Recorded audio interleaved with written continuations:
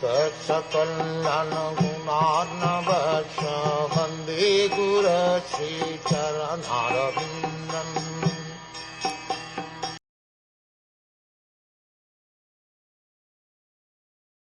O my Lord, the material miseries are without factual existence for the soul.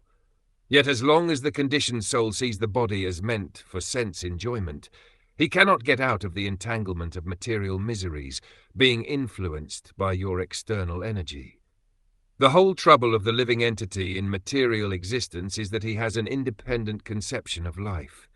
He is always dependent on the rules of the Supreme Lord, in both the conditioned and liberated states, but by the influence of the external energy, the conditioned soul thinks himself independent of the supremacy of the personality of Godhead. His constitutional position is to dovetail himself with the desire of the Supreme Will, but as long as he does not do so, he is sure to drag on in the shackles of material bondage. As stated in Bhagavad Gita, Prajati yada kaman sarvan partham manotan. He has to give up all sorts of plans manufactured by mental concoction. The living entity has to dovetail himself with the Supreme Will. That will help him to get out of the entanglement of material existence.